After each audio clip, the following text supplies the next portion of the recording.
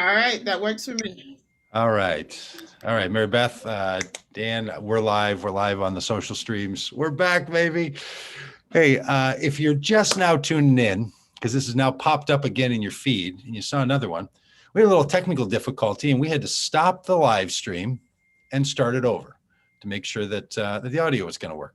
Now, here's the thing. You know what inauguration is like? It's like you stopped an administration, and then you started one all over again. It's like the perfect day for a stop and restart. That's what today is. We have inaugurated a new live stream here, and now we are inaugurating an entirely new administration.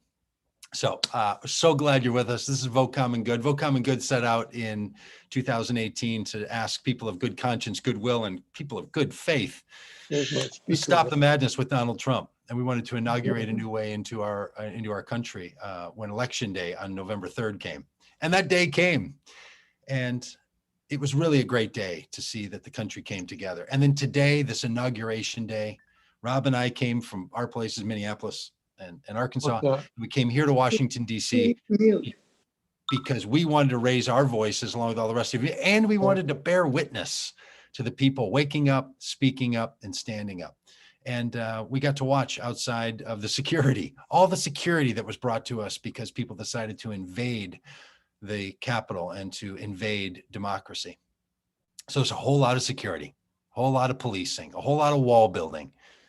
But today, on this day of this inauguration, when Joe Biden and Kamala Harris became the vice president and Joe Biden the president, I think Kamala Harris being the vice president is one of the greatest parts of this whole day, is that we know that these walls now need to come down. The security borders, they need to come down. The separation, the razor wire, the razor words that have separated people from each other. And we're not just going to go back to the way things were before. We're going to step into something new. So we say at Vote Common Good, this is our celebration of the inauguration of President Biden and Vice President Harris, but it's also a calling forward. We're celebrating as an act of calling forward for what could be. So we have more than 20 people who've set up live presentations and videos. And if we've made this technology work right, then you're going to hear those videos and you're going to hear the voices of these people. So we're really glad that you're with us. Thanks if you had to put up with some technical restarts. But hey, if we've all had to put up with some restarts in our country, then that's what we're going to look forward to for the next 4 years. And look, there's a lot of work left to do. As we've been saying at Vote Common Good, electing a new president doesn't solve all of our problems, but the president shouldn't be the problem. So we got that one ticked off of our list, and now it's time for us to move forward and take on all the other pending issues. So I'm really excited to tell you that Natalie Bergman is our first video. Now you might say to yourself, I've been around the Vote Common Good world. I haven't yet met Natalie. That's because Natalie Bergman is new to the Vote Common Good community. And we just had the chance to meet her recently, and we're so glad that she's part of this work. And we want you to know that Vote Common Good is going to continue on. This is inauguration for us and the work we're going to keep doing and bring an end to the kind of radicalization that's happened inside the Christian faith that we saw on display 2 weeks ago today. But it's also a chance for us to launch some new projects that we're going to be doing. And a lot of new things are going to be coming in our work together as we work with candidates and voters and leaders all over the country. So we're really excited that Natalie's part of this because she's part of the new voices that are going to be part of Vote Common Good. So we want your voice. We want other people's voices. We want people to be part of this. We want to see this as a big platform for people to be able to step on. So without any further ado, to the video that we think you're going to enjoy from Natalie. It's a little introduction from her and then a music video that she has just recently launched in her effort of being a part of a record label, Jack White's record label. And we're glad that she's part of this and glad she's part of the Vote Common Good world. So here's a little introduction and then the video from Natalie Bergman. Hey there, my name is Natalie Bergman, and I am honored to be a part of today's event with Vote Common Good. It is very important in the world right now to be a voice of love and of faith and light, and to approach our fellow man the way that Christ approaches us, and that is with love and mercy. I support the mission of Vote Common Good, and today I'd like to share a musical piece that I wrote about perseverance during an unkind time. It's a song about my unwavering faith through it all. So have a listen, and thanks so much. And now, her fantastic video.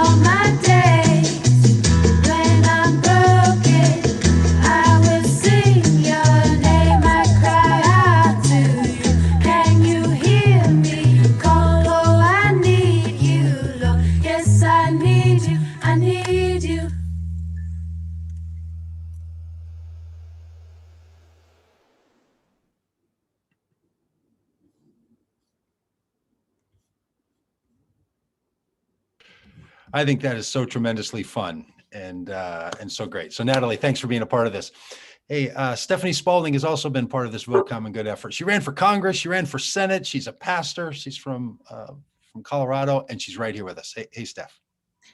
Hey, it is so good to be here with both you, Doug, Robb, and all of the Vote Common Good family. It is a tremendous honor to just know the work that Vote Common Good has done over the past few years in moving our nation forward, right?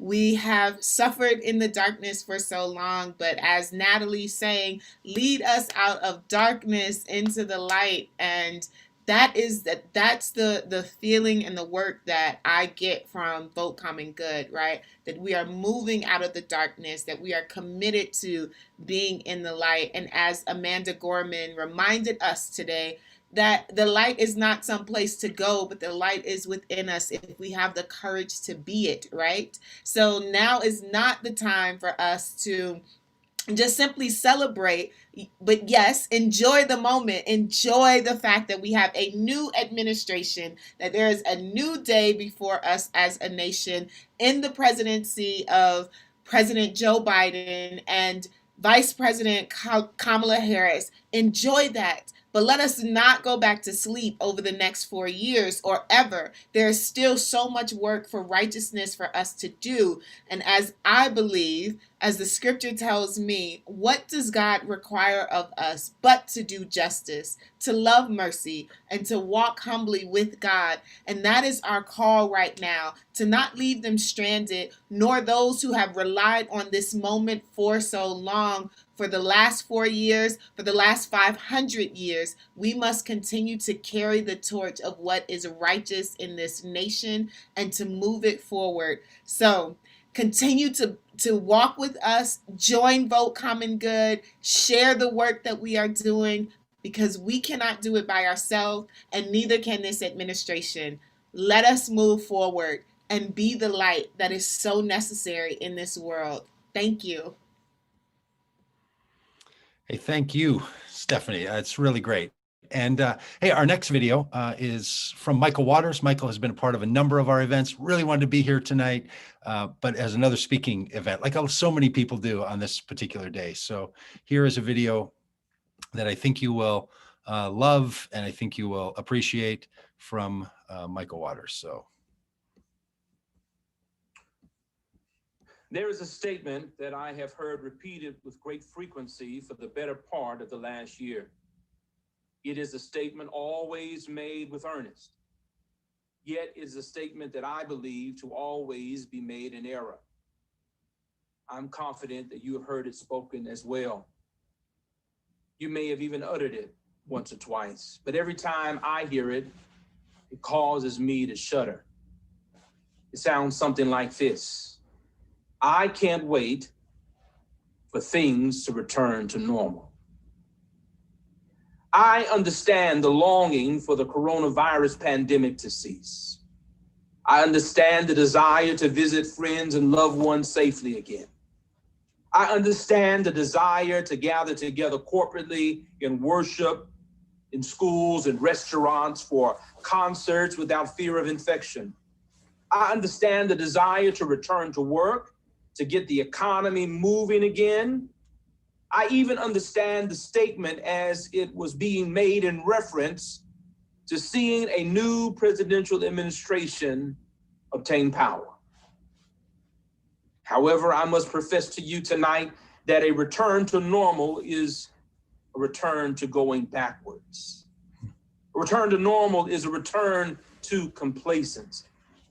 A return to normal is to callously dismiss the horrors and brutalities manifest throughout quote unquote normal times. A return to normal is no less than a return to mass incarceration. A return to normal means a return to family separation. A return to normal means a return to underfunded public schools and the arts. A return to normal is a return to Black and brown bodies broken by police in the streets. A return to normal is a return to minimum wage that traps generations of workers in poverty. A return to normal means a lack of access to health care for the sick. A return to normal means a return to food and technological apartheid. A return to normal is a return to active systems of white supremacy. A return to normal is a return to death. Friends, we have struggled too long. We have sacrificed too much to now simply return to normal. We must never return. We must never go back. We must be committed now to racing forward to something much better. It was while incarcerated in Ephesus that the Apostle Paul penned these words: "No, dear brothers and sisters, I have not achieved it, but I focus on this one thing, forgetting the past and looking forward to what lies ahead. I press on to reach the end of the race." That word for press here is dioko, which means I press back against everything that is pressing against me. So friends, no, let's not go back to normal. Let's not go back to hate. Friends, no, let's not go back to normal. Let's not go back to injustice. Friends, let's not go back to normal. Let's not go back to despair. Let's not go back to normal. We must go on to that place where Dr. King says we achieve the total, direct, and immediate abolition of poverty. No, not back to normal. Let's go forward towards something better. Let's commit our work to continue to move forward till that great day that justice flows like waters and righteousness like a mighty stream. Amen. And that, friends, is Michael Waters. I don't know if you've had a privilege of being with Michael, but he has a way of crystallizing, and it is such a good gift. Boy, it's a long path, isn't it, for how we're going to go? It's a long way. It's something that requires, as we say in Vote Common Good, a little bit of faith and a little bit of hope. Of course, a whole lot of love. And Meah Pace has crafted a song that we have watched develop in the life of the Vote Common Good tour. It has become anthemic in our work, her ability to call us, and they put it together into a beautiful video. So Meah, would you like to say a word about I Hope, and then we'll watch the video? Sure, Doug. Thank you. I Hope is our baby. It's our baby. We all nurtured it. And this is a sentiment that I think I share with everyone on this screen today, and hopefully everyone around the country. It's what we need for the future. I need us all to go on. Everyone needs us to go on. And we need to have a little bit of hope for ourselves and for our neighbor. Enough for everybody. So I hope that you all will enjoy this. These are words that came just kind of from above. And I cried when I wrote this song, and I cried today when I watched the inauguration.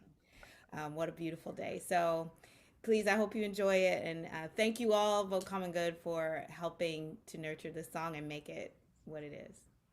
Well, Meah, it's a beautiful song, and having watched it be so impactful on so many people live, the idea that you've crafted this terrific video. So many times we've watched you sing it here, and for a lot of people, I think this might be the first time they're going to see this version. It's on YouTube. All this stuff is available. I want you to take all these bits and pieces and share them around. So here's the video version of I Hope.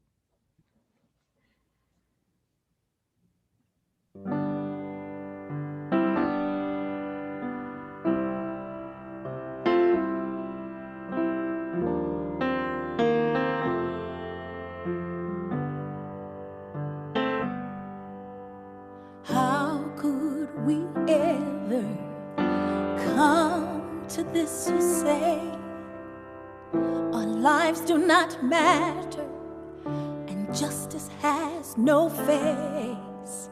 To study war and anger burns the fabric of our state, sends a message to our neighbors that we've fallen from the fray.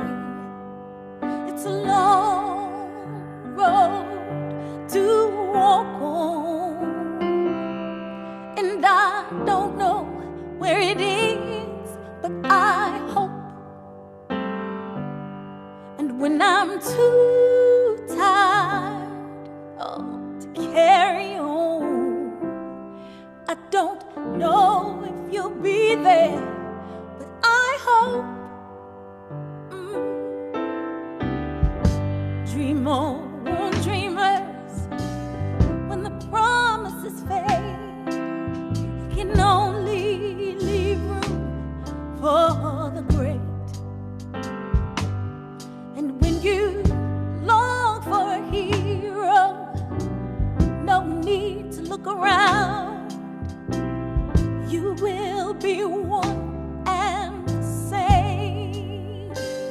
I said, fight on, brother. Oh, to kneel or to stand. It's a power that's placed in your hands, yeah, yeah. And march on, sisters. You're never alone. Lift us up and carry us home. 'Cause it's a long road to walk home. And I don't know where it is, but I hope.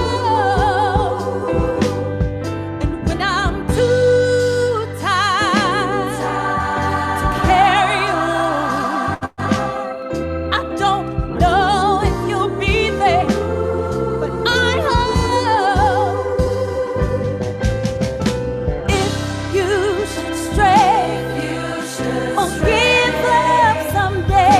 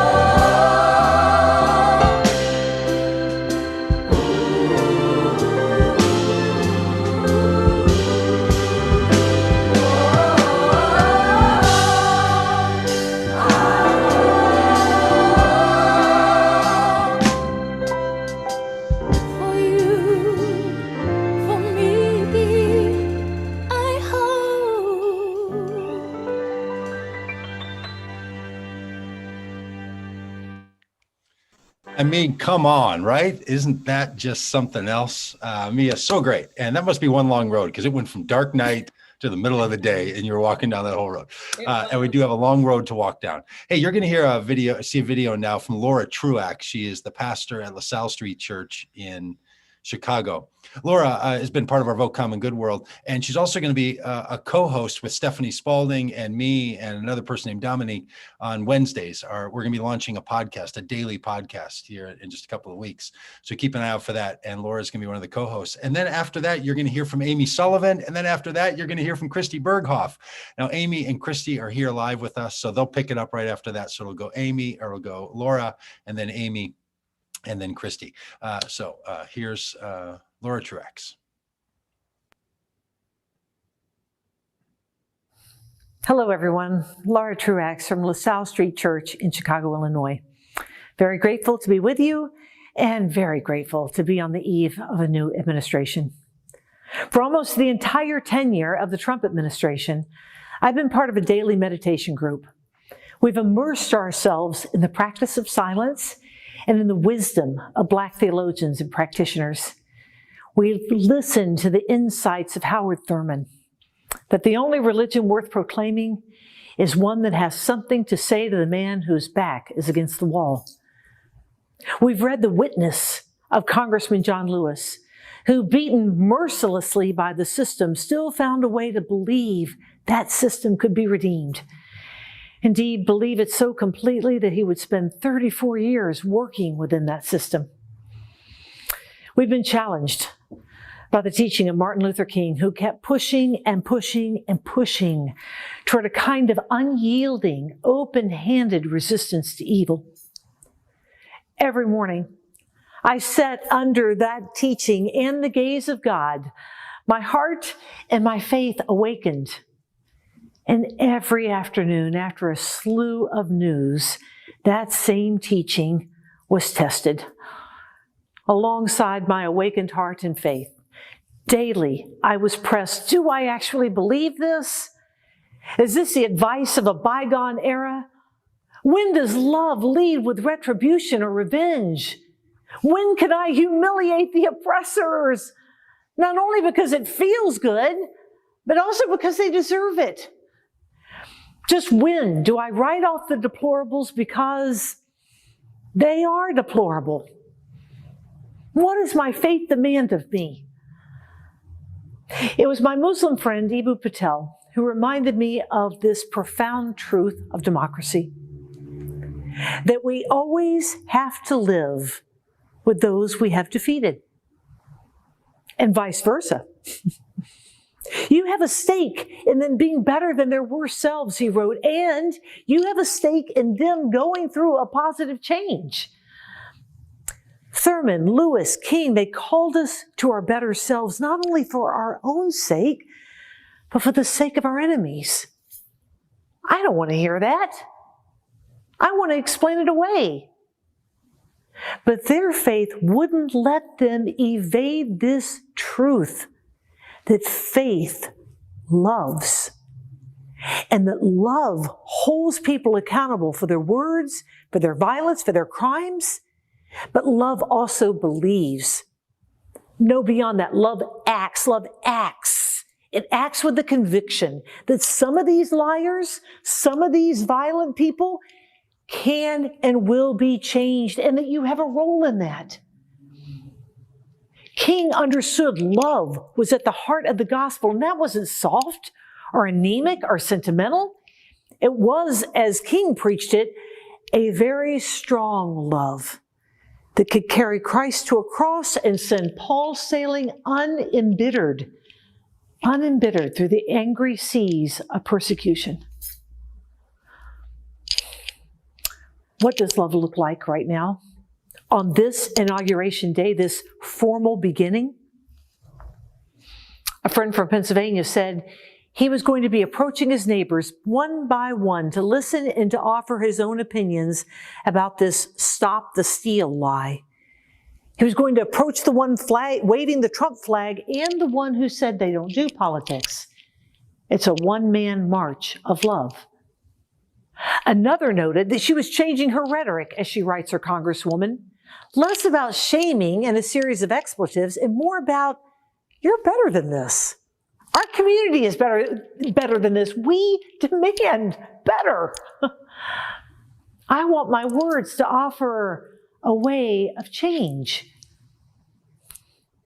For all of us, it's getting involved beyond our own echo chamber, and I suspect the various judgments we've used, that we might have even written off entire groups of people or parties completely.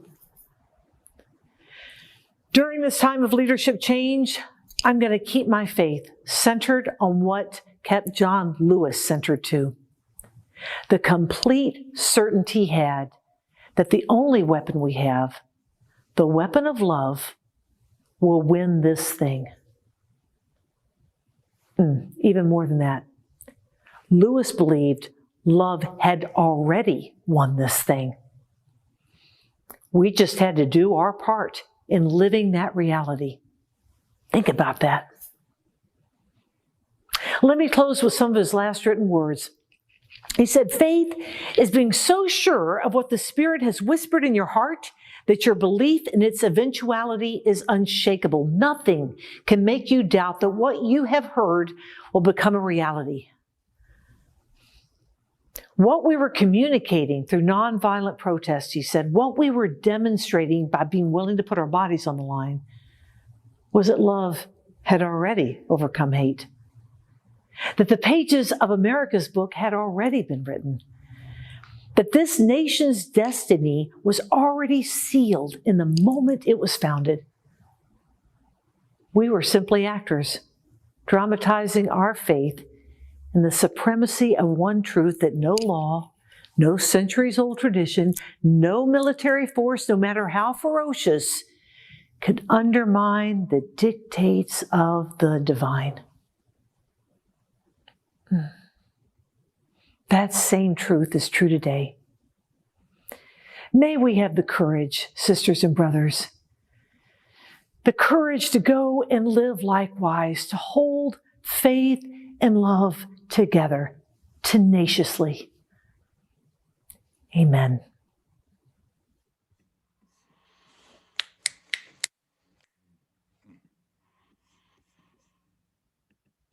So good. Amy Sullivan, tough act to follow, but you're a tough actor. That's all right. I'm just up the road from Laura in Evanston, Illinois. And today is a relief for so many reasons, but I think especially for those of us who have had to parent over the last 4 years. Today means that we no longer have to remind our children not to act like the most powerful man in the world. Watching the inauguration ceremonies with my 7-year-old was a useful reminder of that. He was asking me, of course, where President Trump was. And I explained as objectively as I thought I could that he had not wanted to show up today. And he said, but Hillary Clinton was there 4 years ago.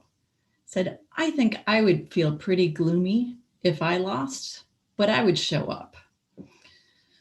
Which is a reminder yet again, is if we needed one, that 7-year-olds are often more wise than the people we sometimes choose to run our country. But I was struck by what Laura just said about love acting and love requiring us to act. It's not just a feeling, it's an active verb. Another way of thinking about that is a very simple phrase that I've been struck by and convicted by over the last year from Jemar Tisby in his writing and in his speaking, which is just the phrase, justice takes sides.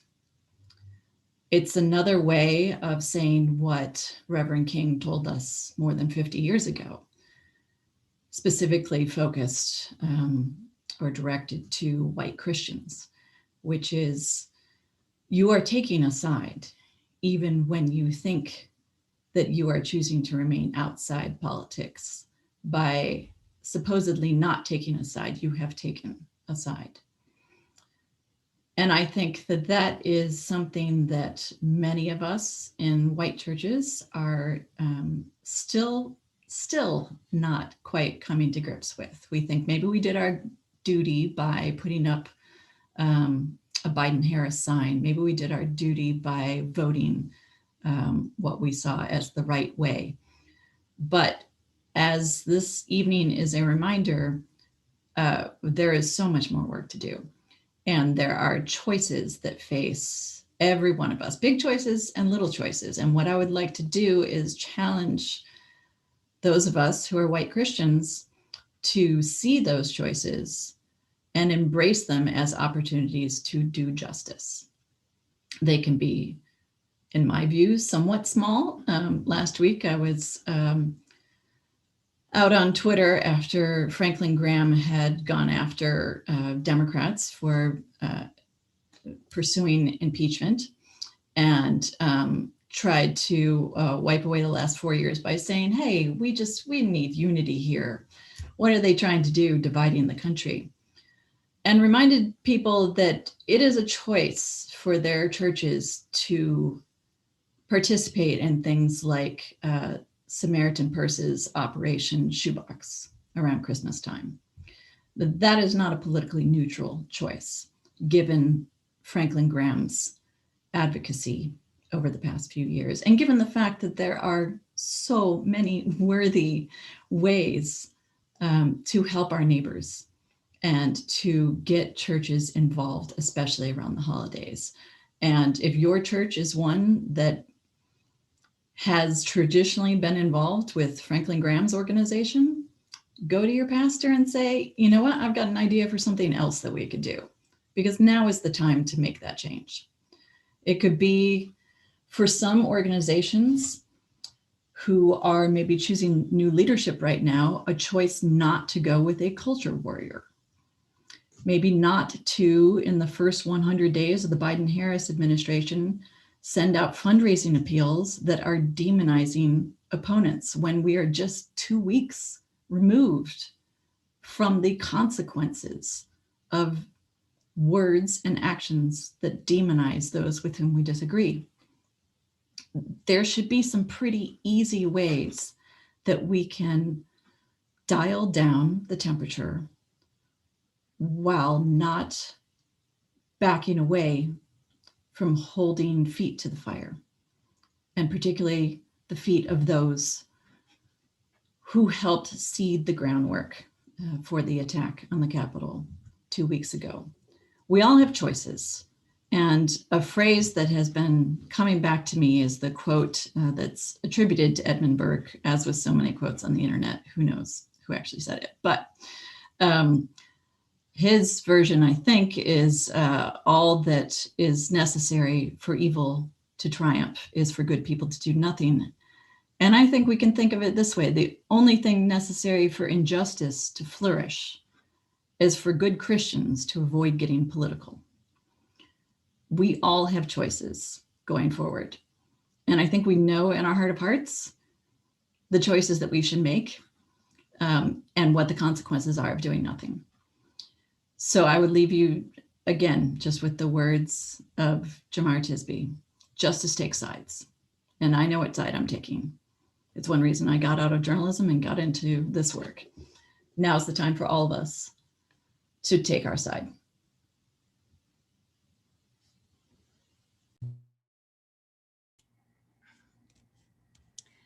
Well, my name is Christy Berghoef, and I'm coming to you from Holland, Michigan.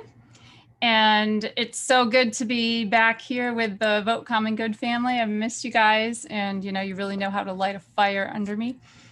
Well, I was raised on a small 40-acre flower farm. My mom was a nurse, and my dad ran the farm. And there's a couple things that were instilled in me growing up that have just really been on my mind a lot in recent days. First, because my mom was a nurse, the hospital was the very last resort when someone got hurt on the farm, which seemed to be frequently for my 3 brothers and I. So whenever I got a gash in my leg or a thorn in my hand, the solution was never just a kiss and a Band-Aid. My mom would clean it out, scrape it out, and sterilize it despite my protests. The pain often seemed absolutely intolerable, but to simply slap a bandage on a potentially infected wound without digging out every little piece of grime could be fatal, and my mother in her wisdom knew this. The second thing I've been thinking about is the process of pruning.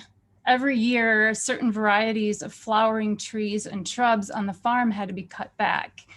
And I remember as a young child out in the fields with my dad, asking him why he was cutting all the strongest, biggest branches off the plant. The trees looked so lopsided and awkward and unfamiliar after they met the saw, and it really didn't make much sense to my young brain. Why would you do this? Aren't we trying to grow these things? And he explained to me that the big branches are old, and while they look impressive, they no longer produce good flowers or fruit. They hog all the water and the nutrients that are drawn up from the soil, and they absorb all the sunlight. All of this simply in their pursuit of getting bigger without actually producing anything. So they looked impressive, but they were empty. So my dad explained if we cut off these self-serving big branches, then thousands of small buds would erupt from those trees the following spring, and there would be enough nutrients for them to share. And each one would push out a branch that would be loaded with blossoms in the spring and full of fruit in the fall.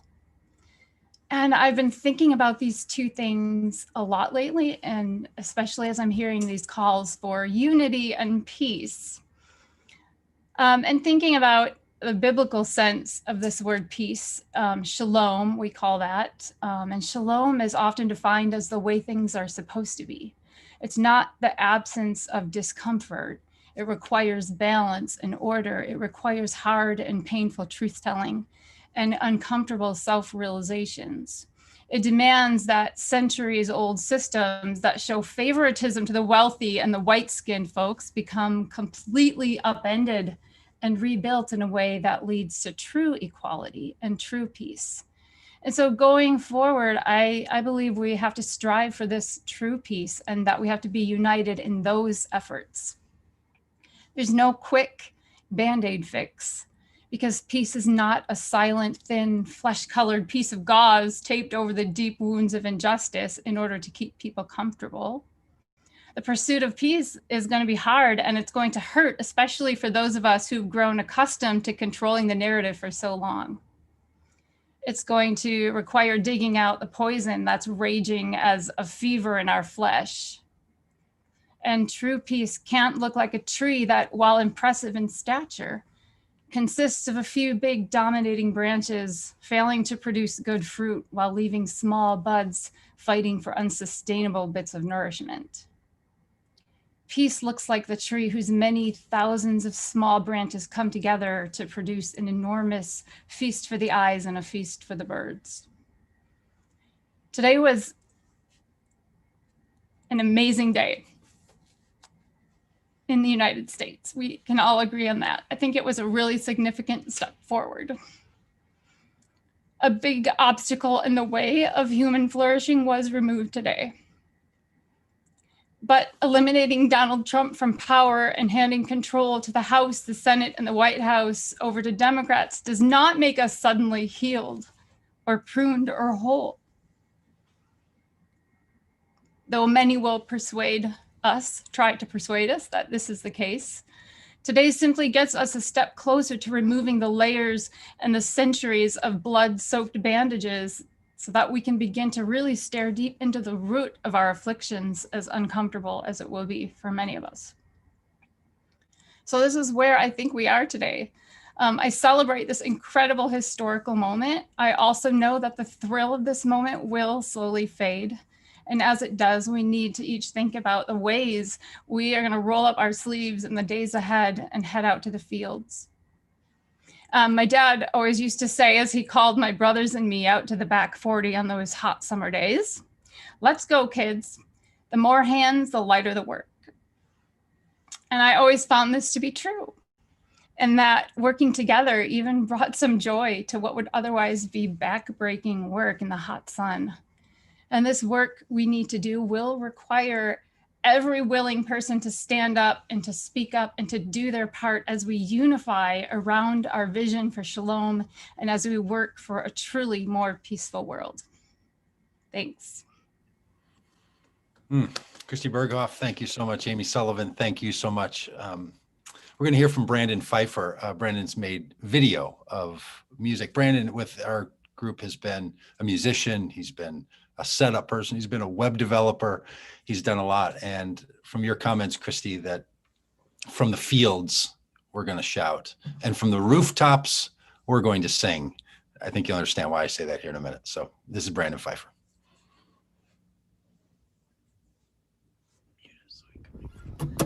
Hey, my name is Brandon Pfeiffer from the Vote Common Good Tour. I am up here on our rooftop in Chicago. You can see the city back there. And I remember I got home from the tour the day that Joe Biden was announced as the expected winner of the election. And we came up on the roof, and across all the city, you could look out in all directions, and people were setting off fireworks and cheering. And there was just so much momentum and energy that day. I want to play a song for you that we played a few times on the tour, and it's called We Shall Be Free. It's by one of my favorites, Garth Brooks. When the last child cries for a crust of bread and the last man dies for words that he said. I gotta tell you one more thing that I just remembered. Garth Brooks has played this song at the last two presidential, sorry, he didn't play it at Trump's. He played it at the two prior inaugurations for Bush and Obama. When the last child cries for a crust of bread and the last man dies for words he said, when there is shelter over the poorest head, we shall be free. When we're free to love anyone we choose, and this world's big enough for all different views, when we all can worship in our own joie, we shall be free. And we shall be free. We shall be free. Stand straight, walk proud, we shall be free. And when money talks for the very last time, and nobody walks a step behind, when there's only one race, humankind, we shall be free. We shall be we shall be free. So stand straight and walk proud. We shall be free. Stand straight, have faith. We shall be free.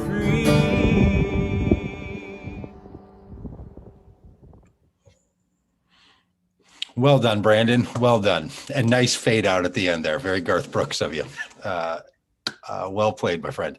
Hey, we really do see that Vote Common Good is a storyline all over the country. And from the rooftop in Chicago to the pastor's house in New York is where we go. And this is the Reverend Jacquie Lewis.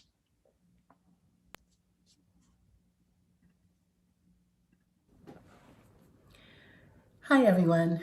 I'm the Reverend Dr. Jacquie Lewis, and I'm the Senior Minister of Middle Collegiate Church in New York. I'm also part of the Vote Common Good family, so I'm delighted to have this opportunity to be with you today as we celebrate the inauguration of President Joe Biden and Vice President Kamala Harris. We worked hard, didn't we, to make this happen, and we just get to celebrate and be thankful to God and to each other for hard work well done. I'm praying for both of them right now and asking God to bless them and shelter them and show them the way to make America fair, just, loving, peaceful, and equitable, maybe for the very first time. We know they can't do it by themselves. We know that they're going to need us to do it, and they're going to need our prayers, But that's my hope, that we can together shoulder up and show the world what justice looks like. This has been an incredibly tough time, right? I mean, how many hundreds of thousands of people that we've lost to COVID, the livelihood and the work that people have lost to COVID, the way they don't make ends meet, the way people feel isolated as they're still sheltered in place. And not only that, this last year was horrific around the issues of race and violence enacted upon Black people in particular, trans people. We have not shown our best self. And people say this isn't America, and I'm saying, yeah, actually it is. From where I sit, it is who we have been. And if we're going to be different, if we're going to make it better, if we're going to make it just and fair and equitable, then we have to be honest and have truth so we can have reconciliation. I don't think I've ever had this difficult a time in my life, except for 3 years ago, almost 4 now, when we lost my mom to cancer, to stage 4 small cell lung cancer that had metastasized already by the time the doctors found it. That this woman lived for 7 years and gave us energy and courage and life lessons for 7 years after being diagnosed is nothing short of a miracle. And everything I think about my mom, I think about her brave fight. She was a love warrior, a peacemaker, and I'm sure she'd be thrilled at where we're at right now with Kamala and Joe. But let me tell you a scripture that is in my mind right now. It's from Romans. I'm not always picking Paul to read, but this is actually one of my favorite texts in the entire scripture. I consider the sufferings of this present time not worth comparing with the glory about to be revealed to us. For the creation waits with eager longing for the revealing of the children of God. For the creation was subjected to futility, not of its own will, but by the will of the one who subjected it, in hope that the creation itself would be set free from its bondage to decay and will obtain the freedom of the glory of the children of God. Obtain the freedom of the glory of the children of God. I love this text. I love that all of creation is waiting for the children of God to show themselves so that it can be freed, liberated, redeemed. I'm a proud grandmother of 2 little ones, one who's just a year old now, and I'm remembering his mom, Gabby, on the day of labor, and the physical pain, the obvious physical pain, the tough labor pains that she was experiencing. You could see it in her face. You could see it rippling up her body, almost like from her toes to her head. You could see the pain that Gabby was in. And I could only think about this text. I could only think about how Octavius was going to be revealed. This beautiful bundle of glory was going to come out of Gabby after this tough labor. And friends, my mom labored to breathe, labored to live, labored to bequeath us love and lessons. One of the last things she said to my dad was for him to be a mother to us, to mommy us, to mother us. And he has. My dad has mothered us in ways that he never did before. He showed his feminine side, and he showed his compassion, his kindness, his gentleness, especially to my siblings who really needed it the most. He's just shown up in the most powerful way. The connection I'm making here between Gabby's labor pains and my mom's laboring to breathe and my dad taking on this incredibly nurturing womb-like role in our lives is that we actually are the ones we've been waiting for. We're the ones to give birth to a new nation, to a new America, to new ways of being, family together, people together, across religion, across difference, across division, across party. I mean, you and I are the children of God who are waiting to be born anew, to show the world what it looks like to be liberators and to be free. So my prayer for all of us is to know that we've got to come on out of the womb. We've got to come on out of the places we hide. We've got to show ourselves to be love warriors, to stand up for what is just and fair, because the whole creation is waiting for us to show us off, to show them who we are, to lead the world with love and womb-like compassion. This is how we're going to partner with Biden and Harris to make America loving and just and free for the very first time. It's going to be hard labor, but we can do it together. May it be so. Yes, Jacquie Lewis, may it be so. From New York, now over to North Carolina. And John Pavlovitz put these thoughts together just today. He really wanted also to be live. But people have really found that putting these little videos together feels like different energy, and they really love doing it. So we're glad that they are. Here's John Pavlovitz. Well, hello, dear friends. It is so good to be with you tonight to celebrate a day we have all been working toward. And I thought I'd have some words of wisdom for you tonight, but I really haven't been able to capture today. The kids have been wondering why Dad's crying so much, and I don't think I can really process it. I thought I would share some words I've written. I wrote these on the morning of January 6th, and of course that day changed dramatically, but these words have taken on new meaning for me now. And I hope that they'll be encouraging to you as we move forward, and then that we can remember this in the difficult days that will be ahead. It's called the Dawn of American Hope. The night has a way of fooling you. Though it's a temporary condition, it can convince you it's permanent, that it will always be this dark, this terrifying, this lightless. It tries to take away your will. See, the night has a way of making you believe that the sun will never rise again, that you will always feel the way you do, and that you should abandon hope for good.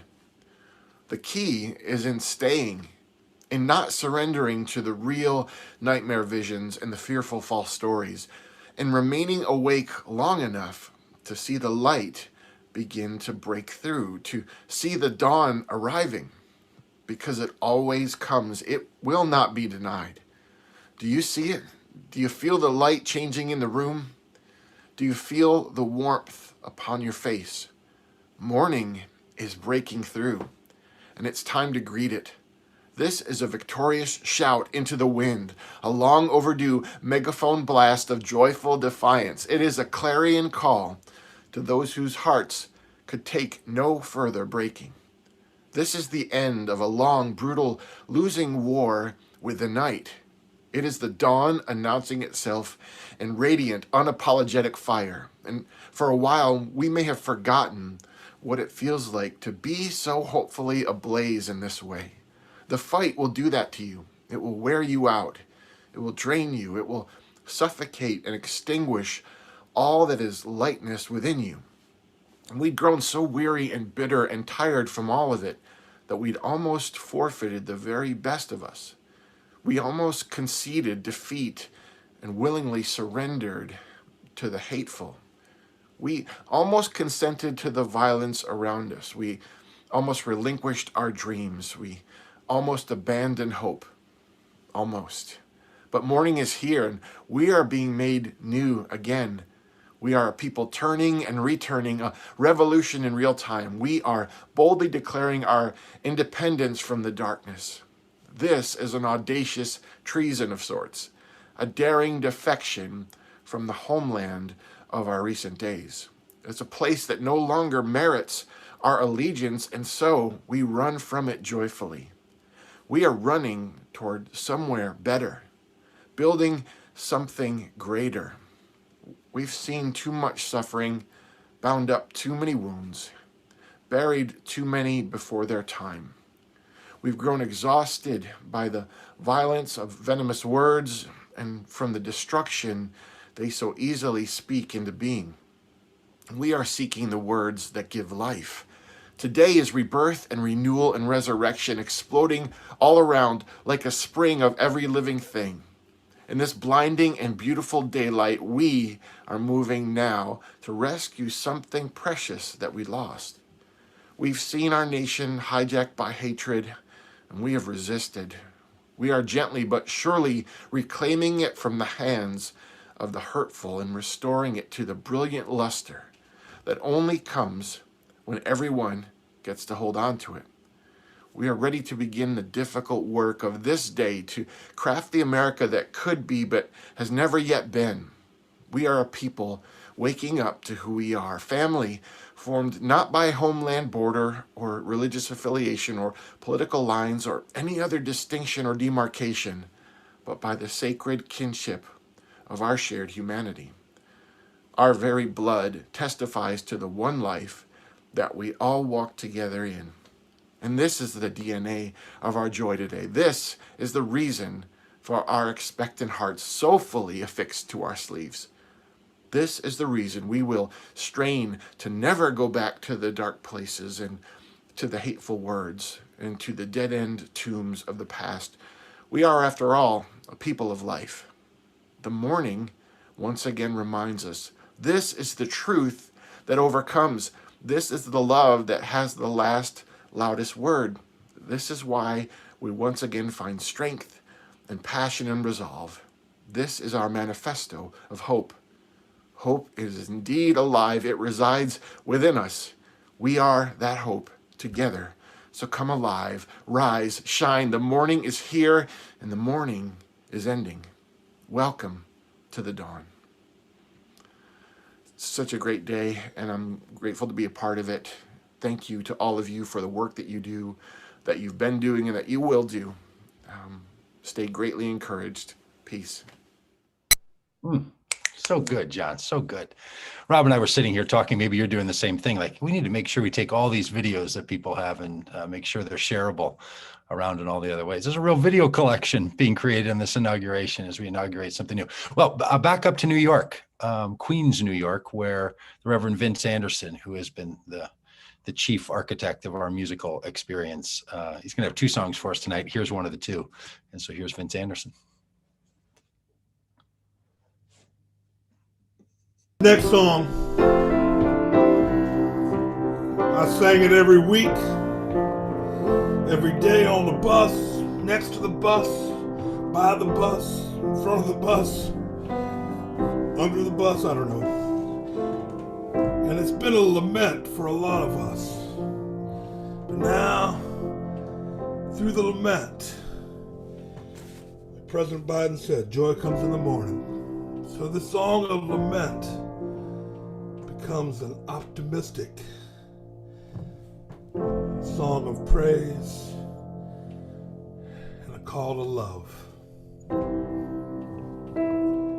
I know that times are tough now, and many doors are closed. Well, we step into the light, only wind up feeling alone. Well, they say we should walk by faith and not to walk by sight. But damn, it's dark out here, and it's hard to see at night. Sometimes the tears don't stop, and I wonder, will we just dry up and blow away like the sand? Oh, all alone in this dry land. In the wilderness we cry out. Is anybody there? Is anybody listening? Where does anybody care? 'Cause all around all we see is pain, and we're feeling that deep within. We pray, make us like heaven. Well, now when will that begin? 'Cause heaven seems so far beyond our grasp. How long must we suffer here now? How long will this all last?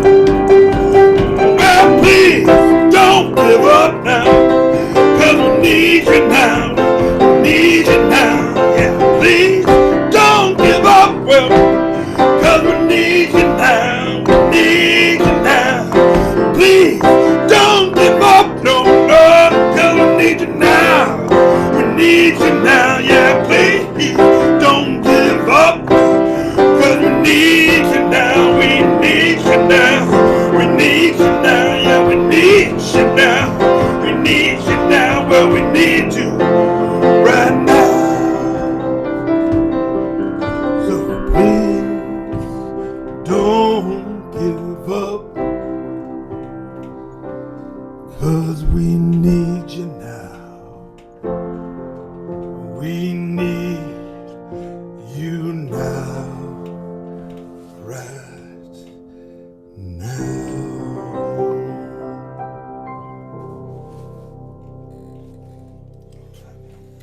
And Vince, I think back to the days on the tour when it was safe to say to people during that song, get up and go across the aisles and find somebody and sing in their face and tell them you need them now and to hold them. And as we move forward, those days are ahead of us as well. Okay, from New York all the way taking us over to Michigan, a place that we've all thought a lot about and spent a lot of time in. And over to Nick Brock. And a fun little story here. Nick was our host for our event in Holland this year. And we liked Nick a lot and he seemed to like us. So we said, hey, Nick, why don't you come with us and come along on the next stop over near Detroit. And then why don't you come on over to Pennsylvania? Pretty soon Nick was living on the bus and stayed with us all the way through to Election Day. So as we like to say, we're trying to get everybody we can on this bus. And we'd love to have you. So Nick, thanks for getting on that bus and thanks for being with us tonight.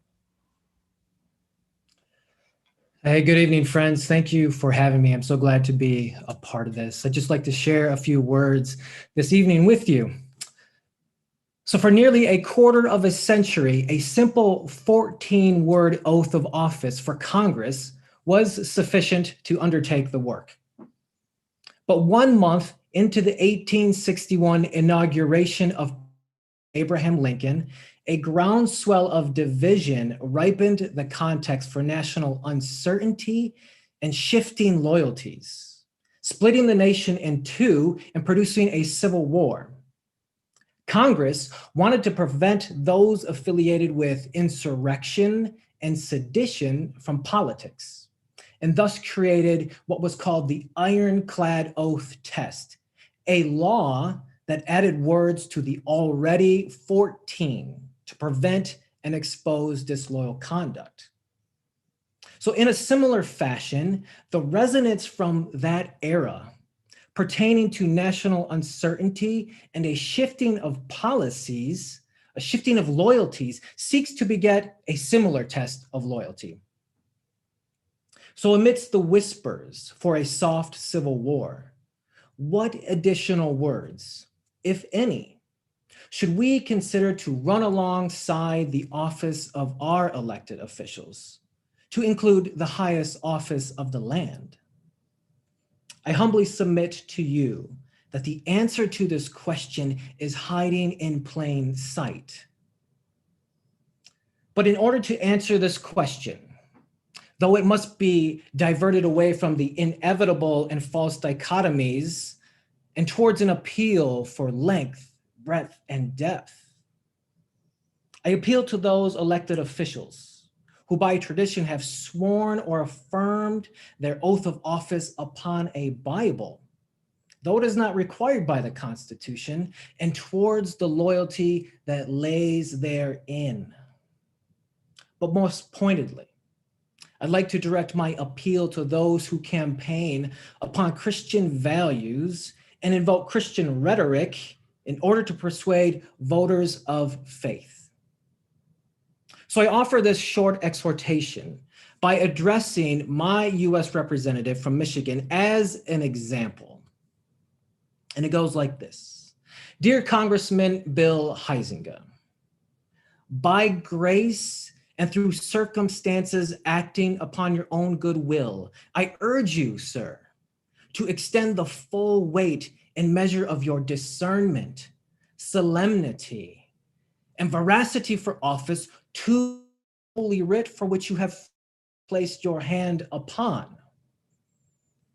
And as you boldly petition the Almighty for a blessing upon the tasks laid before you, may the timeless virtues to which you were called, faith, hope, and love, where love is the greatest of these, be just as bold for your petition of favor.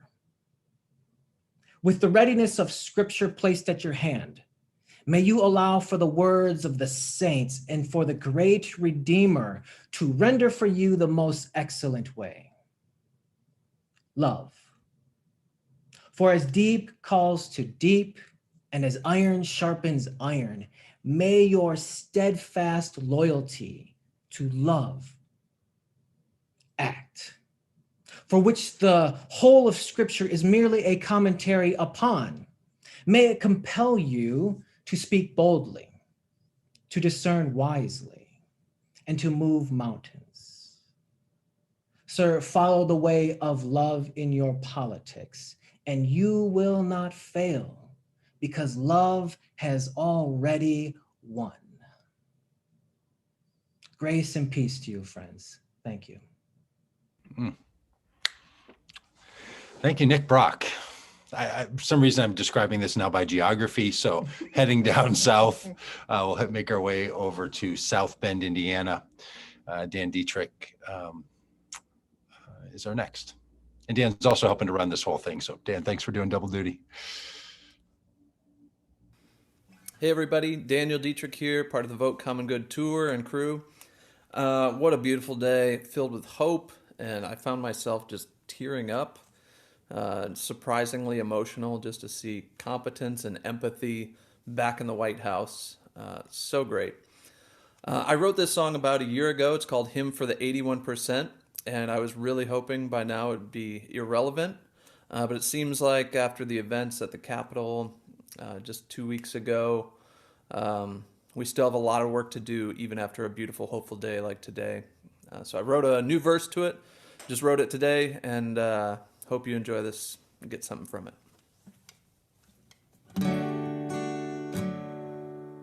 I grew up in your churches, Sunday morning, evening service, knelt in tears at the foot of the rugged cross. You taught me every life is sacred, feed the hungry and clothe the naked. Learn from you the highest law is love.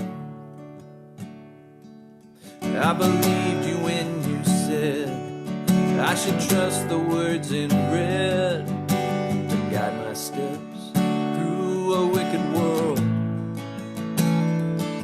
I assumed you'd do the same, so imagine my dismay when I watch you lead the sheep straight to the wolves.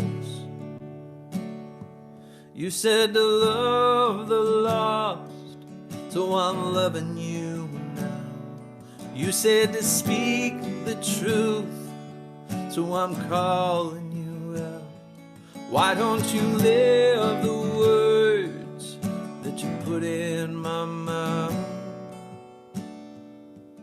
Be love overcome and justice roll down. Oh, they started putting kids in cages, ripping mothers from their babies, and I look to you to speak on their behalf. Oh, but all I heard was silence, or worse, you justified it, singing glory, hallelujah, raise the flag. See, your fear had turned to hatred, but you baptized it with language torn from the pages of the good book.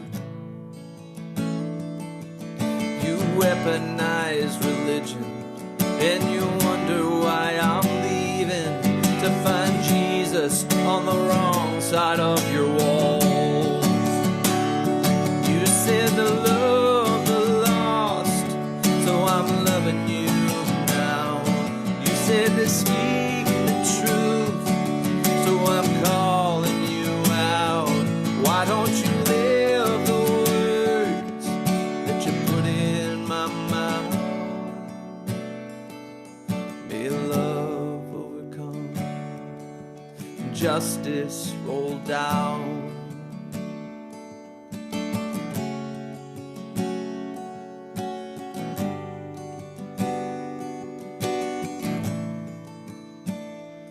Come home, come home. You're better than this. You taught me better than this. Come home, come home. Oh, you're better than this. Always thought you were better than this. Come home, come home. Oh.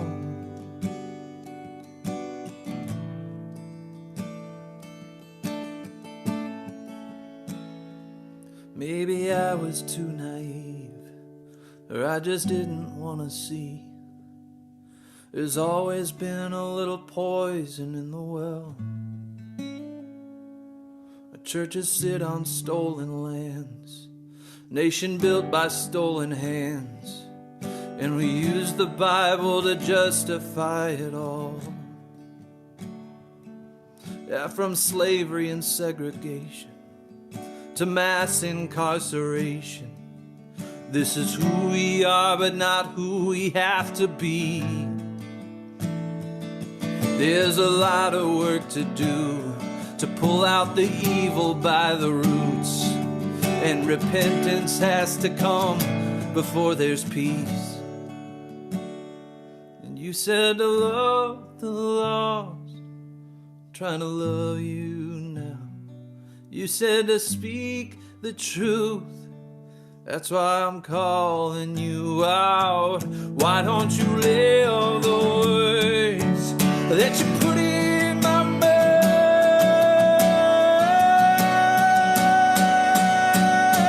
May love overcome and justice roll down. May love overcome and justice roll down. May love overcome and justice roll down.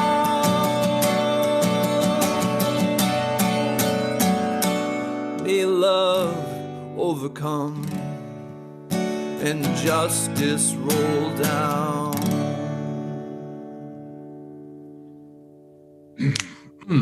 Dan, such great work. Such great work. The old song and the new verses. Boy, that feels like the day you're always wanting to live in, isn't it? Hey, and people are texting me right now saying like, hey, Bruce Springsteen is singing on the inauguration thing live. Tom Hanks is doing. I'm like, hey, we're getting the better end of this deal. So it's not very often I say I'd rather watch that than Bruce Springsteen, but there's no doubt that's the case. We're going to have a Franciscan moment here. Patrick Carolan has been our contact and our chief organizer with our Catholic work. He's a Franciscan, and he's gotten Rod Colburn as a Franciscan. So you're going to see a video from Patrick, and then you're going to hear directly from Rod. So Rod, you can follow up right after Patrick in your in your Franciscan moment. So here's Patrick Carolan.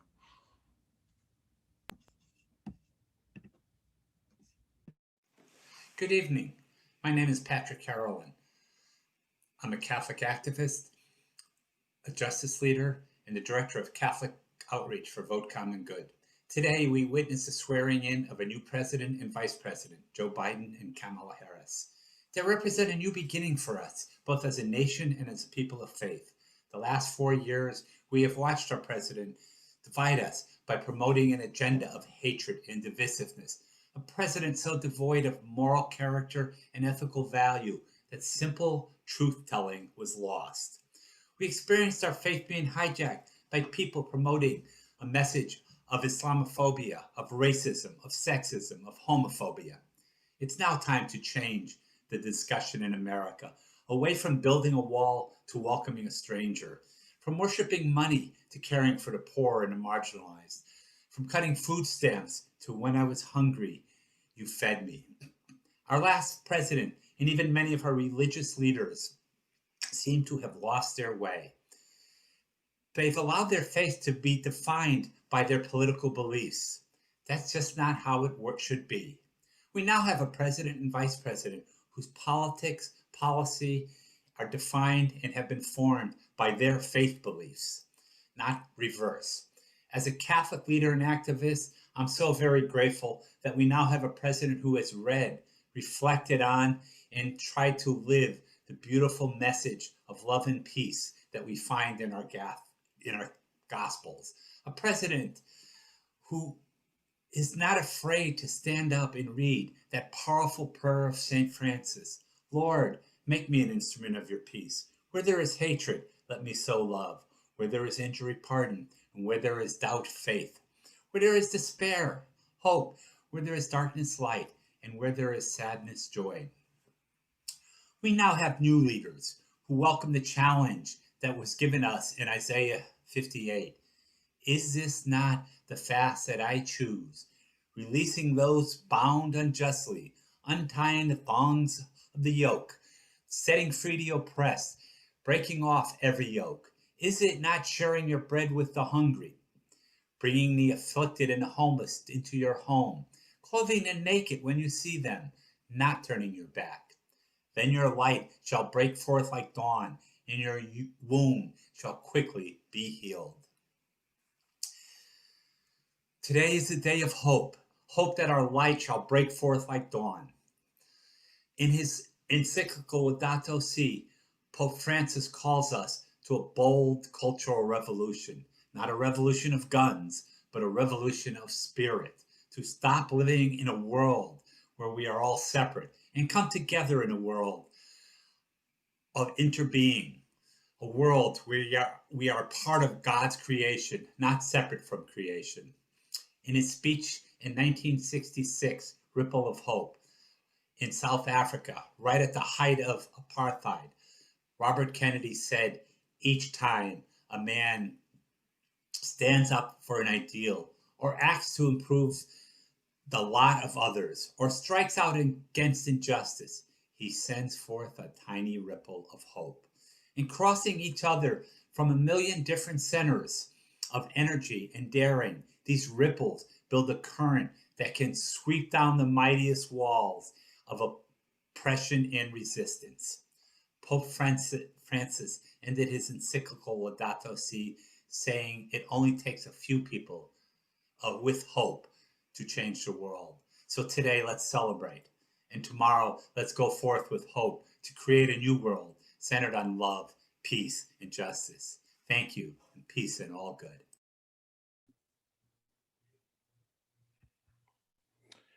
Thank you, Patrick, and thank you for your inspiration. I'm proud to be the first and probably still the only Adventist Franciscan. It's a rare breed. We can't overstate the relief and delight that this inauguration brings. In the immortal words of Kool and the gang, there's a party going on right here, a celebration to last throughout the years. So bring your good times and your laughter too. We're going to celebrate your party with you. Come on now. How many of you remember that? It's been a wrenching emotional journey for all of us, which is why it tastes so very sweet to reach our destination. Our first destination, to be clear, because the journey's only well begun. And that's why we should pause, at least briefly, to celebrate, with or without Kool and the gang. I'd like to celebrate three undersung heroes of the journey. The first fittingly represents the group singly most responsible for turning the country pale Biden-Harris blue, Black women. Meah is rightfully applauded for her singing and her songwriting, but her cheerfulness, perseverance, and strength of character deserve recognition too. COVID sidelined her for much of 2020, but she was a stalwart of the 2018 bus and a fixture of virtual VCG and the delightful electionary series. I still tear up almost every time she sings I Hope. And now I can watch the video, so even more opportunities. Vince also deserves extra credit. I remember eating pizza with him and Doug on a sidewalk outside a Brooklyn pie joint as Doug tried to sell him on becoming the music director for the 18 tour. I don't think so, Vince said. But when the bus rolled into Bethlehem, PA, there he was. And Meah magically appeared too. Vince was chief foodie on that tour, with particular talent for selecting some memorable spots for group dinners out. I remember fondly a steakhouse in downtown Omaha. And yes, another steakhouse out in the countryside east of Houston. Fabulous memories. Brandon gets the third shout out. I still remember him in Uray, where this all began at the Wright Opera House, grabbing my attention and everyone else's with impeccable Tom Petty covers. On the walk-to-walk pilgrimage, he was everywhere, making sure the trains ran on time, apparently unremittingly cheerful and positive, eyes ever fixed on our destination. Just amazing, incredibly talented, truly good people each. Collectively, the memorable soundtrack and inspiration for the journey. Thank you, Meah, Vince, and Brandon.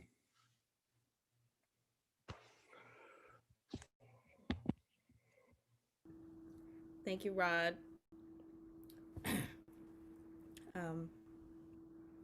Wow, I didn't expect that. That was a beautiful walk down memory lane.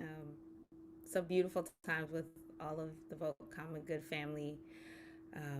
Wow, that was so beautiful. Joe Biden said something today during his speech, something that I've heard my whole life. And it really, I mean, it was one of those moments, a tearjerker, which I've been having all morning. Weeping may endure for a night, but joy cometh in the morning. And I just want to remind us all to take these moments, because we're not at the end of the road. We have not completed our missions. We have not gotten to that beautiful, bright place where we want to go and where we have our eyes set on. But we are allowed to rejoice, and we are allowed to hug each other and laugh and smile and rejoice and party and celebrate, Rod, with each other in these moments. And this morning, I woke up this morning feeling rejoiced and happy and so filled up with just the pleasure of seeing the fruits of something that we worked so hard for and we sacrificed so much for. And I was so proud of everyone that I'm looking at right now. I was so proud of Black women. I was so proud of people just for coming out and doing what everyone said we could not do. And I woke up this morning with my mind stayed on freedom. Well, I woke up this morning with my mind stayed on freedom. Woke up this morning with my mind stayed on freedom. Woke up this morning with my mind stayed on freedom. Hallelujah, hallelujah, hallelujah. Well, I'm walking and talking with my mind stayed on freedom. Yeah, I'm walking and talking with my mind stayed on freedom. I'm walking and talking with my mind stayed on freedom. Hallelujah, hallelujah, hallelujah. Well, it ain't no harm with your mind stayed on freedom. Ain't no harm with your mind. I'm stayed on freedom. It ain't no harm with your mind. I'm stayed on freedom. Hallelujah, hallelujah, hallelujah.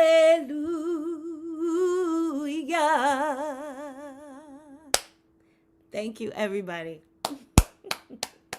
Thank you, Meah. Thank you, Meah. Hey, the Vote Common Good enterprise, the whole project was really born in the mind of Samir Selmanovic. Some of you know Samir. You've been with him already. If you haven't had a chance to meet him, here's Samir.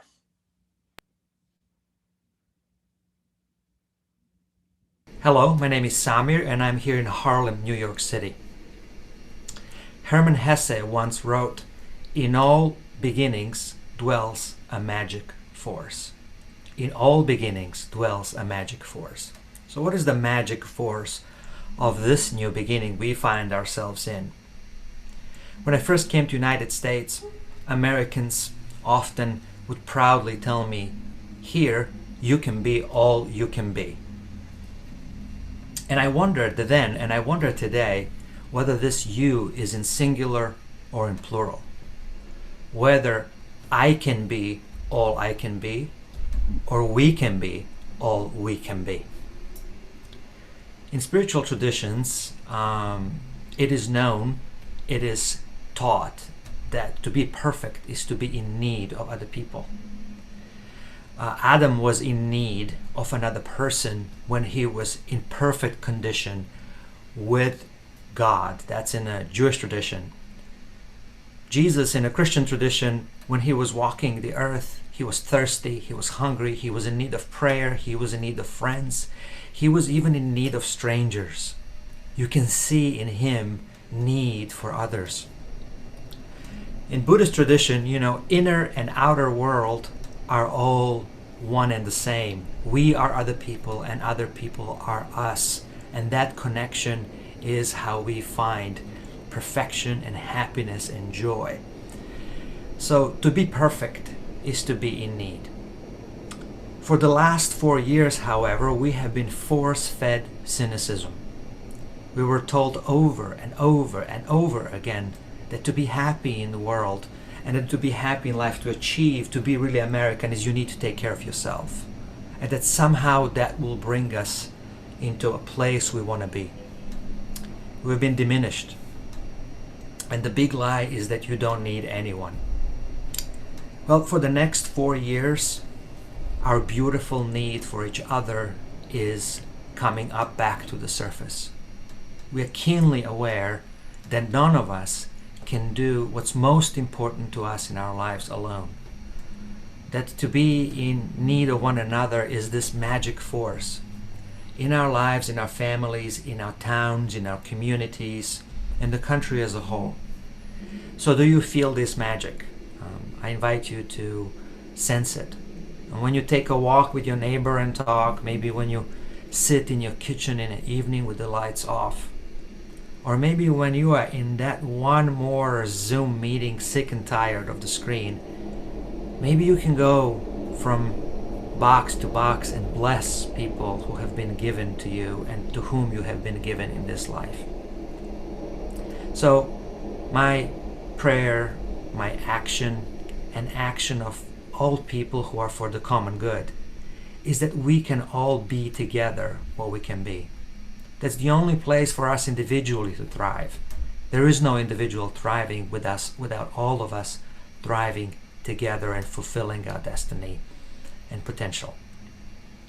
So this is the day to step over the threshold in that new beginning and recognize this magic force that is bigger than any one of our lives.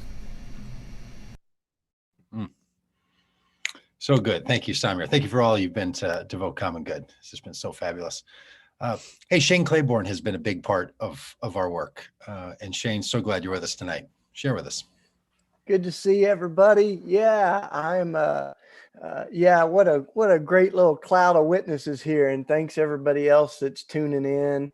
I don't know if y'all saw, but the Biden spent Martin Luther King Day in Philadelphia yesterday, volunteering, and my community was able to be with them, especially my friend Miguel Diaz, and they sorted food that we're giving out all week. So the food that's being given out at the Simple Way is has the fingerprints of the lovely Dr. Jill Biden and the President Biden on it. But I saw all that happening, and I'm not in Philly right now, but I thought, what a just wonderful thing to to see, actual service of sharing food with people on Martin Luther King Day. But I spent the day, I'm down in North Carolina, and I spent the day at the Forge. As a lot of you know, I've been melting and transforming guns into garden tools and stuff. And I wanted to, we've heard a lot of wonderful stuff. I just wanted to give you a little reflection of what I've been learning at the Forge.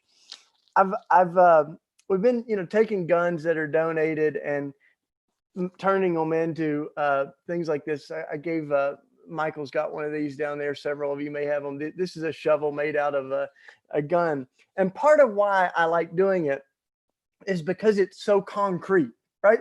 Like you can actually see in an hour something go from a tool that is designed to kill into something else. And I felt like we need some concrete change. So like today, it was really beautiful to see like 17 concrete acts that are going to change people's lives from the executive orders. And I think of, although I would say, Doug, that we're still looking for the end to the federal death penalty. That wasn't one of the ones that came out today. I think that's on the list of the ones coming out tomorrow, maybe. But, we need that concrete change. But the other thing that I like about being at the Forge is as I think of the verse that obviously inspires what we do, that we'll beat our swords into plows and our spears into pruning hooks, is that the prophets don't wait, right? They don't wait on the politicians. They take things into their own hands.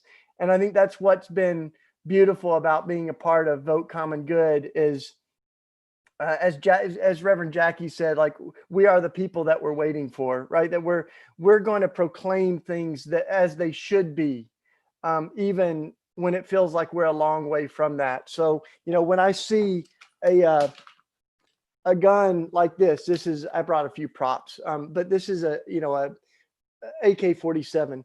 And yet, like someone would say that's a gun. And when we look at it, we can say, no, that's just a tool that hasn't been made yet, right? That's a shovel, actually. It's a gun that hasn't been born again. and I think the invitation that we have right now is to imagine what the future could look like, right? We're a long way from it. And I think of Jesus saying, blessed are those who believe, but have not yet seen. And so in some ways, we're imagining what America could look like if everyone had this day their daily bread, what America could look like if the sick were cared for and strangers were welcomed, what America could look like if death had lost its sting. And that invitation that to kind of live into the future that we know is coming. In the last reflection from the Forge that I have, I made these crosses. This is made out of the barrel of a gun, and actually I gave one to Reverend Barber, and he may end up wearing it tomorrow. Or Robb Lee said he's going to wear his when he gives the prayer over Kamala Harris tomorrow. But I've been making these crosses and giving them out, and one of the things that I've learned as I've been forging these is that if the fire is too hot, it just kind of melts it, it destroys it. It's too, and if the fire is too cold, or if I don't leave it in the fire long enough and I bring it out, it begins to crack. So I think that we've got to figure out and be praying for the right kind of fire, right? That our anger would be pure, and that it would be the purifying fire that doesn't destroy, but that refines and heals our country. So we do need the fire right now. And I also think of, so many of the images of God's Spirit as fire, the burning bush, the God is a consuming fire. And I think as I spent time at the Forge that it's the fire that allows the metal to be shaped. And we need to keep leaning into the fire right now and allow our hearts to stay malleable. I think it's easy for us to be self-righteous or triumphalistic, but to stay leaning into the fire, and also to realize that fire is able to soften even the hardest heart. And it's hard for me to believe that sometimes, but I think what happened to Pharaoh when his heart was hardened is that he stayed away from the fire too long. And we want to keep leaning into that fire. And I've also learned that the way you put a fire out is by spreading out the coals. And the way that you keep a fire alive is by, fanning the flame and stirring the coals together. And for many of us, Vote Common Good has been one of those places where we feel the fire in us stirred and fanned and flamed. And so I think we've got to keep fanning that, right? We've got to not just disperse and celebrate the victory. And this is not the end. This is the beginning, right? So we've got work to do. And for all of you through this dark period in our history, you've been those coals that have, kept the fire alive in me. So I'm grateful for your songs and your words of inspiration and the testimonials that we've heard. So bless you. Thank you so much for keeping the fire alive in me. Likewise, Shane. Thank you, brother. Hey, just a couple more people for you to hear from. So cherish these final moments. Vanessa Ryerse tagged in with us in the final 2 months of the tour and gave so much to us. And you get to hear from her right now. So here's Vanessa Ryerse out of Arkansas.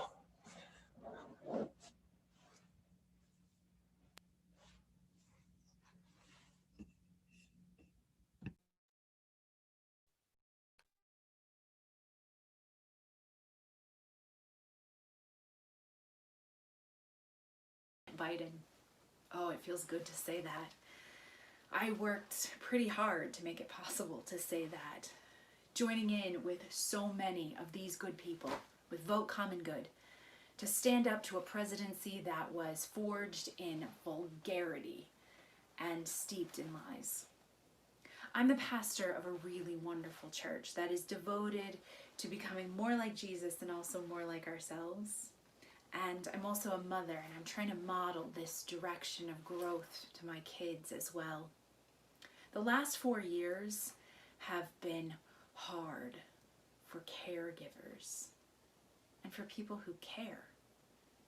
We've watched our neighbors terrified of being deported under heartless and headless immigration policies, travel bans on the international students that usually come to study in our city, growing violence through mass shootings, complete disregard for the rotten fruit of white supremacy that costs our Black brothers and our Native sisters their very lives. It seems like every day we had to hear about how tough this president was, how strong, demonstrated by how much he bullied and beat up on the most vulnerable ones around us. As we turn a new page, President Biden, I really don't ever want to hear about how tough you are. It's my hope that with the voices of strong women in your ears, that you will tap into the power of vulnerability to lead this country. We don't need the most masculine person to ever hold the White House. We need the kind of person who cared for his little boys and put them to bed every night after their mother was killed in a car accident. The kind of person who didn't care about who got the credit as long as everyone was getting what they needed to make it through the day. I know that you have this strength born of suffering inside of you, and I pray that you will bring this to our broken-hearted nation. I hope that you will remind us how to laugh again, how to go about our days without gaping at our phones in horror, and how to not have to grieve one more lost life that didn't have to leave so soon. I hope that you will think first not to meet the needs of the already comfortable, but rather that you will lift all boats by raising the water level for the most poor and powerless. I hope that you'll put some preschool teacher or someone with that kind of wisdom in charge of distributing the vaccines.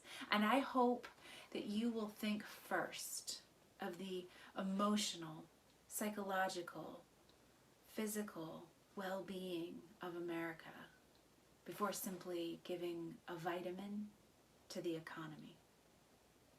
I hope that you will tap into the wisdom of Solomon as you consider how to bridge the gap between those that are happy about your election and those that are still somehow doubting its veracity. Most of all, I simply hope that after all I and so many other Christians have done to put ourselves on the line, standing up to family, former pastors, teachers, church members, in daily acts of bravery that have left some of us very depleted, please don't embarrass us. Don't make us regret our efforts. We want to be proud of you. We want to be able to speak of your goodness as a human being. You don't have to be perfect. We would all be grateful for a baseline of simple competency. We, all of us, can take it from there. Pursuing a country that is working for the common good together.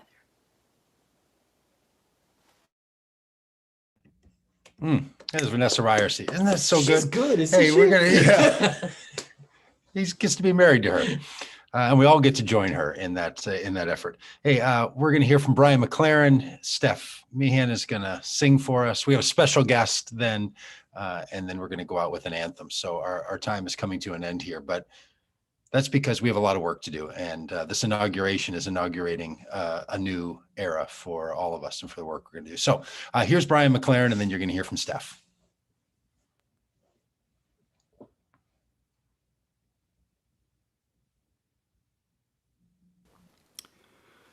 Hi, friends. When I think about the next 4 years in the Biden-Harris administration, I just have one great hope. It's really very simple. I wish we could deal with reality. For the last 4 years, our president and the supporters in his party have been just dealing with fantasies. They've been concocting enemies while they ignored the real ones.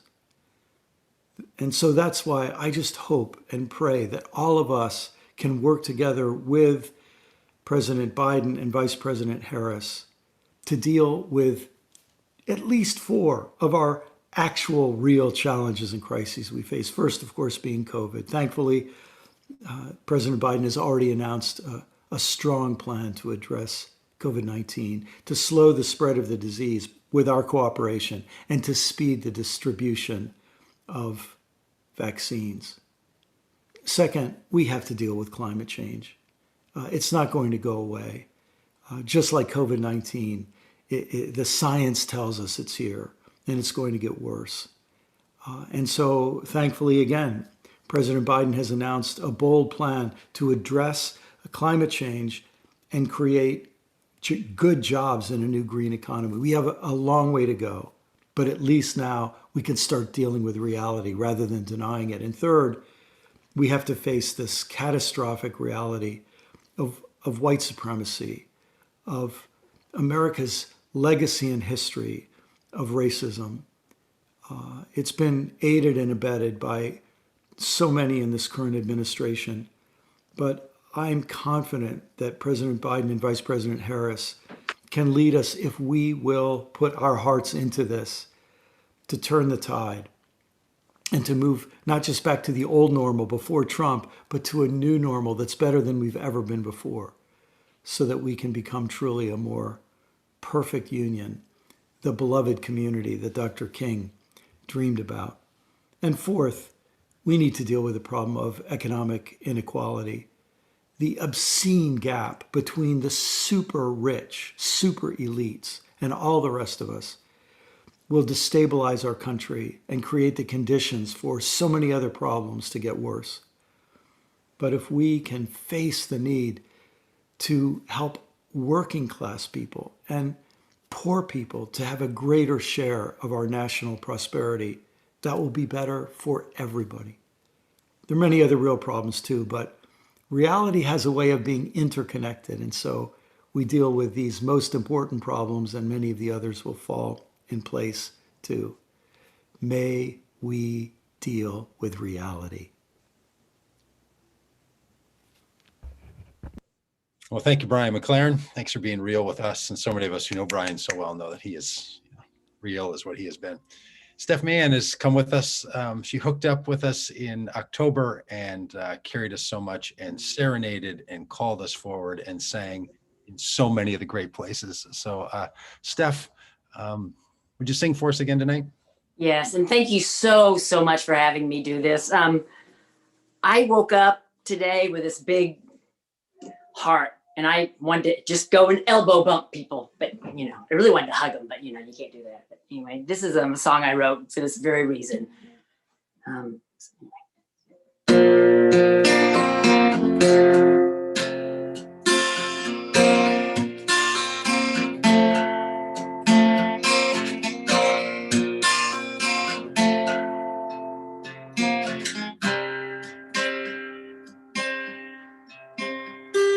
How we gonna build a bridge?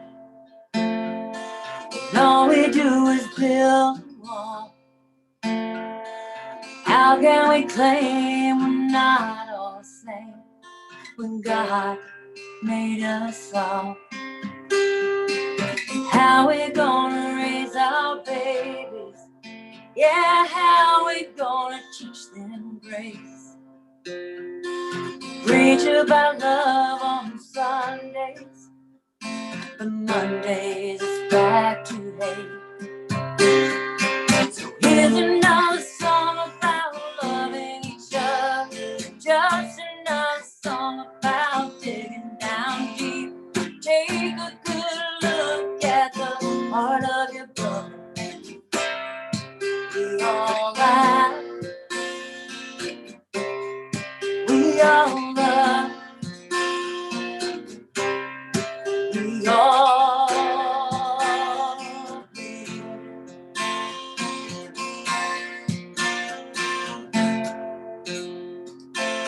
We all want a better tomorrow. Yeah, 'cause everybody's had enough. All the hurt and the hatred. Yeah, we could sure use some love. Oh, but getting there it won't be easy. So much work to be done. Better or worse, it's all up to us. But a change is gonna come. Here's another song about loving each other. Just another song about digging down deep. Take a good look at the heart of your brother. We all laugh, we all love, we all feel. Yeah, change is gonna come. Yeah, so here's another song about. It's fine to sing a song about. Oh, Steff, it is so good Thank to you hear. so much for having me. I am so happy. Good. I have watched Steff sing that song in sweet little environments, on street corners with almost no one around, and staring down the face of a crowd of poor boys, Proud Boys, with the same song. So it's really powerful and really incredible. Thank you, Steff. So good to have you there. Hey, we talk a lot about being on the bus, and a lot of us were on the bus, literally and metaphorically. One person drove that bus, and that was Cole. Cole's going to pop on. Cole was messaging me during this and said, hey, do you think I could share something? I said, yeah, sure, Cole, go ahead. I'd love to have you share. I'm going to have you going right after Steff. And he said, okay, I'll pull over. So somewhere on the side of a highway someplace is Cole. Hey, Cole, do you have your camera on? Are you ready to pop in here? I'm ready. Hey, buddy. I am, where am I? I'm just south of Atlanta, headed to up to South Bend. Actually, I got to stop at Dan's house tomorrow. But I just wanted to say, 12 and a half months ago, when I picked you guys up. I never realized how much a part of my life you all would become, and the lessons that I learned with you all, made me a better man. And I cried today when during the inauguration, and we did this. We all did this. And I can't tell you how many text messages I got from my circle of friends that said, I watched your adventures all year long. You guys did this. This is all because of you. And, and I truly believe that we did this. We played a big part in this. And it was an honor to drive you all around and to do this. And thank you for letting me be a part of the family. Thank you, Cole. We love you, and thanks for keeping us safe and for taking us to all these places. Hey, we're going to keep going too. There's still a lot of work to do, y'all, and there's a lot of buses to be on, and Cole's going to be driving one of those. So we'll keep up with us on that. Lots more coming from what Vote Common Good is up to, working with candidates and putting out materials and really engaging with people all over the country in a lot of really great ways. So exciting things coming. Keep your hearts open to us. Keep your calendars open to our invitations. Keep your checkbooks open. We love all that. We'd love to have you involved in all the ways. When we started saying a number of years ago, we think we can move enough faith voters to really make a difference in this election. You know what a lot of people said? They said no. They said no. Said no, you can't. And they said good luck. And Rob and I just saw it today. We mentioned to a woman, a journalist that was here, said the kind of work we do, and she shook her head and she goes, "Well, good luck with that." Patron saint of lost causes. Yeah, and we said, well, we did have a lot of good luck. We also had a lot of good love and a lot of good hope and a lot of good faith and a lot of good work. And the very start of 2020, Vince wrote this song called I Still Believe. I had said to him, Vince, I'd love to see an anthem, if there was like a rock anthem song that we could have for this. And thought we'd finish tonight with this recording that Vince did today or yesterday of I Still Believe. So we hope you still believe. We hope you stay with us. We hope we stay with this, with one another, and then we continue our one anotherism as we go. Vince, you want to say anything more about that song before it's played? I wrote it on the plane on the way to Iowa. So thank you all. Plane on the way to Iowa. Well, we all still believe. So we'll hear this one, and that'll be how we finish tonight. Thanks for all for being with us. I sang it every week, every day on the bus, next to the bus, by the bus, in front of the bus. Hey, Mary Beth, that is a great song. Under the bus, I don't know. Go back and play. And it's been a lament for a lot of us. But now, through the lament, hey, Mary President Biden said, joy comes in the morning. Okay. We're going to get it.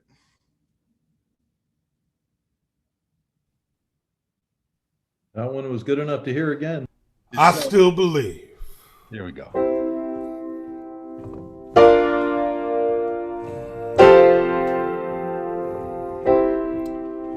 I believe that human dignity will one day be restored to those who had it ripped away.